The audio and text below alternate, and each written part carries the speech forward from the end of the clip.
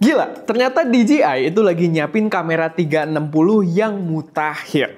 Nonton sampai habis videonya karena gue yakin kalian nggak mau ketinggalan informasinya.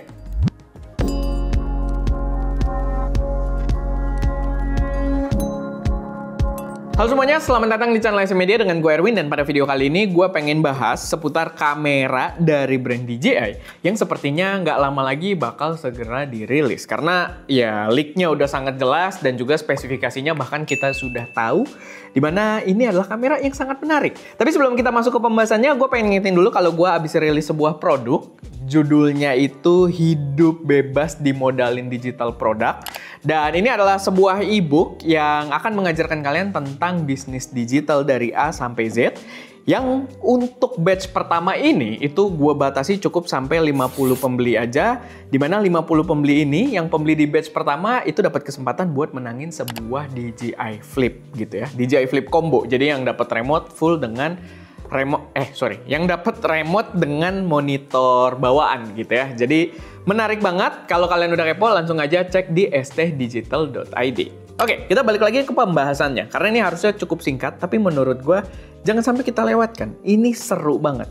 Karena leak-nya udah sangat jelas ya. Gambarnya HD, gambar beberapa marketing, kontennya juga udah terlihat. Jadi ini kayak mirip waktu Pocket dulu pas mau keluar, gambar-gambar marketing materialnya itu udah mulai kelihatan. Dan spesifikasi juga sudah terlihat jelas karena kita dapat, bukan kita dapat ya, tapi udah banyak juga berseliweran gitu foto yang packaging real dari si produknya ini, dimana di situ juga tertulis beberapa spesifikasinya yang bakal kita bahas di sini. Yang pertama, ini menurut gue seru banget karena kamera ini sebagai kamera 360 pertamanya DJI, dia akan membawa sensor 1 inch. Sensor besar, dimana ini adalah big deal banget. Gue sebelumnya udah pernah cobain sebuah kamera 360. Kita cobain banyak ya kamera 360. Memang sampai sekarang yang paling juara itu cuma dari Insta360. Ada dari GoPro jelas gagal gitu ya. GoPro apa sih kalau yang 360? GoPro Max or something gitu ya. Lalu ada juga yang brand baru masuk, kalau nggak salah namanya Kandao or something gitu ya. Tapi yang gue lihat sensor yang dibawa itu lumayan kecil dan dari segi UI tidak seintuitif Insta360. Dan menurut gue memang yang paling bisa ngelawan itu harusnya dari DJI. Dan ternyata DJI ini bakal membawa sensor 1 inch. Gue pernah cobain sensor 1 inch di kamera 360 punyanya Insta360 yang kerjasama dengan Leica. Jadi kalau kalian ingat, kita pernah bikin video itu sebenarnya udah lumayan lama di Karimun Jawa. Cuman itu nggak serta-merta sebuah action cam ya. Karena itu adalah kamera 360 modular sebenarnya. Dia bisa dirakit dan dia ada connection point-nya. Jadi ya nggak waterproof bahkan sebenarnya gitu. Agak bahaya buat dipakai. Sedangkan di sini DJI mengeluarkan dengan sensor 1 inch yang gue berharap kualitasnya bisa sebagus Insta360 yang waktu itu. Tapi dengan kondisi yang ya udah lebih sealed gitu. Udah seperti sebuah action cam. Jadi menurut gue seru banget. Gue penasaran sama kualitas yang bakal dibawa DJI di sini. Dan sensor 1 inch-nya DJI juga memang membawa kualitas yang bagus. Terbukti di Pocket 3 mereka. Lalu kalau kita lihat dari spesifikasinya juga tertulis dia membawa 10 bit dan juga D-Lock M. Dan ini adalah fitur yang kita pakai banget juga di Pocket 3. Karena 10 bit itu di DJI sangat kepake. Kalau kalian suka main drone-nya yang ranah lumayan profesional juga itu berasa. Dan D-Lock M-nya itu kita sendiri juga udah memproduksi sebuah LUT yang kita pakai di Pocket 3 yang bisa menghasilkan warna. Kalau kalian apply LUT-nya itu warnanya kayak kamera mirrorless. Karena kalau secara standar si Pocket 3 itu kan warnanya agak digitalize ya, kayak HP gitu kan. Cuman karena sensor lebih gede ya gambarnya lebih bagus. Tapi warnanya lebih natural ketika dia bisa pakai di D-Lock M, dan mungkin kalian bisa pakai LUTs dari kita juga yang ada juga di stdigital.id. Jadi menurut gue menarik banget, sangat profesional. Lalu untuk spek videonya dia up to 8K. Dan dia bisa 4K 120p. Gue sih sebenarnya nggak expect banyak ya. Karena balik lagi 360 itu kan walaupun resolusinya gede, tapi dia kebaginya tuh seluruh tempat gitu. Jadi kalau kita cropping kemana ya sebenarnya nggak setajam itu juga. Tapi ya 4K 120p ya gue pengen lihat sih di DJI ini bakal sebagus apa dan bakal sekepake apa. Karena balik lagi kualitas gua rasa ini bakal lumayan juara. Lalu dia membawa quick release-nya DJI. DJI kalau kalian udah pakai kayak si Pocket 3 juga itu udah quick release ya, sisi bawahnya gitu. Gua ada aksesoris yang kayak kita tinggal tempel doang, jadi masangnya cepet. Lalu si DJI Action juga terakhir itu kan Action 5 Pro. Sebenarnya dari Action 2 sih udah quick release ya, atau dari Action 3 sih ingat gue udah quick release, dan quick release yang sama tersebut kayaknya bakal diterapkan juga di sini. Jadi kalau kalian pakai aksesoris, entah itu tongsis, entah itu nempel di mobil dan lain sebagainya, ya gue rasa akan lebih gampang gitu, karena copot pasangnya ya tinggal pencet, pasangnya tinggal ditekan, cekrek gitu kan. Dia dengan sistem quick release-nya menurut gue oke banget. Nah, selain ekosistem fisik kayak quick release tadi, dia juga membawa ekosistem Osmo Audio. Jadi kita bisa pakai mikrofonnya DJI kayak yang gue pakai sekarang tanpa harus pakai receiver, kayak kalau kita syuting pakai kamera mirrorless gitu ya. Kayak kalau kita pakai Pocket dia bisa langsung connect, pakai DJI Osmo Action 5 Pro dia bisa langsung connect gitu kan, dan termasuk nantinya di Osmo 360 ini dia bisa langsung connect, dan itu sangat mempermudah karena gue pakai Insta360 X3 ya, itu kan bisa pakai mic wireless, tapi ya kita pakai adapter buat dia bisa nerima jack biar bisa pakai receiver, sama receivernya juga ada dudukannya gitu ya.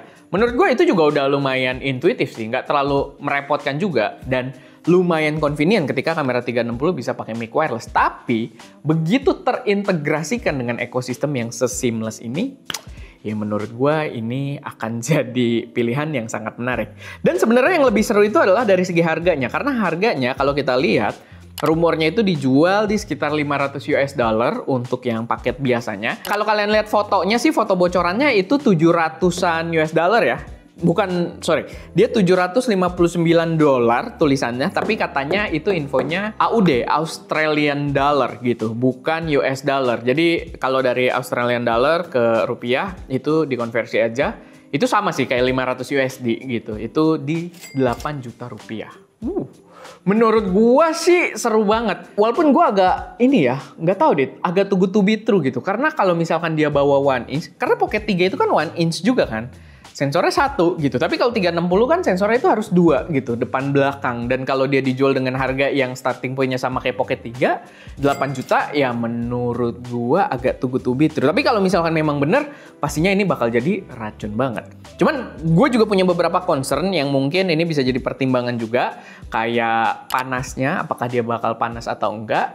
Ya walaupun DJI udah berpengalaman di action cam-nya ya, lumayan banyak gitu kan, dan mereka salah satu yang di-handle cukup kuat itu adalah dari segi overheating-nya. Tapi ya kita belum tahu yang ini bakal panas atau enggak, limitnya bakal menyusahkan atau enggak. Soalnya kalau kita lihat bentukannya kan mirip sama, kan GoPro juga ada rumor tuh Max 2 kalau nggak salah. Dan kalau si GoPro Max 2 itu kan ada kelihatan heatsink di luarnya gitu ya, yang untuk mitigasi panasnya. Di DJI ini enggak, dia flawless aja, bentuknya kayak gitu doang, kotak. Jadi ya gue nggak tahu soal panasnya ini bakal oke atau enggak. Lalu gue juga nggak tahu kira-kira bisa dapat bokeh nggak ya, karena dia sensornya udah 1 inch gitu kan. Cuman dengan sistem 360 ini apakah bisa dapat bokeh ya, gue nggak tahu juga sih. Tapi kalau si Pocket 3 kan dia bokehnya mantep gitu ya, bagus. Gue tidak expect sebagus dia, cuman ya kalau misalkan bisa dapat bokeh dikit-dikit, ya sebenarnya buat vlogging juga berarti bakal seru banget gitu. Jadi ya itu sedikit pertanyaan aja sih, nggak tahu dia bakal bokeh atau enggak. Cuman kalau dari segi kualitas dan ketajaman harusnya sih itu udah konkret bakal lebih bagus dengan sensor yang ukurannya lebih gede gitu, dengan 1 inch-nya. Sama yang jadi concern gue adalah soal replaceable lens, karena ini adalah produk pertamanya DJI. Kemarin produk Insta360 itu kan udah Gen 5 ya, udah Insta360 X5. X5 itu bisa replaceable lens, itu kepake banget untuk sebuah kamera 360 yang lensanya nongol keluar dan kadang kepentok gitu kan. Dan itu solutif banget menurut gua. Nah, gue pengen tahu nih apakah si DJI ini nanti replaceable lens atau enggak. Karena kalau misalkan enggak, ya agak berat sih buat ngelawan si Insta360. Karena ya kalau misalkan kepentok rusak, kalian benar-benar nggak bisa pakai lagi kameranya kalau tidak bisa replaceable lens kayak yang dilakukan si Insta360. Tapi ya kita lihat nanti. Overall menurut gue ini kamera yang sangat menarik, wajib dipantau, dan gue sih merasa peluncurannya nggak bakal lama lagi. Karena kita udah masuk ke semester 2 juga di tahun ini, dan ya bocorannya udah sebanyak ini gitu. Biasanya kalau bocorannya udah sebanyak ini tuh ya sebentar lagi dia bakal rilis. Gue sih sempat lihat, coba nggak tahu deh di Igor apa di mana ya, tapi gue sempat lihat ada yang bilang bakal keluar 29 Juli ini sih. Cuma nggak tahu ya, itu bentuknya juga bukan postingan dari si pembuat rumornya, tapi kayak dari komentar-komentar yang gue baca itu katanya 29. Cuman ya take it with a grain of salt lah gitu, karena belum tentu juga. Cuma ya, gue sendiri excited banget sama kamera ini. By the way, kalau kalian belum nonton, gue juga kemarin abis podcast sama Sony Alpha Professional nomor 1 menurut gue dengan Om Fajar Kristiono. Seru banget di situ. Jadi kalau kalian gabut gitu ya, nggak ada tontonan, boleh banget cek podcast kita kemarin. Dan ya itu aja sih sedikit biar kalian nggak cabut ke channel lain, kalian lihat podcast kita aja gitu kan. Oke, paling itu aja sedikit videonya. Semoga bermanfaat dan bisa jadi pertimbangan atau update juga buat kalian. Gua Erwin, di belakang kamera ada Ska, dan jangan lupa untuk berkarya.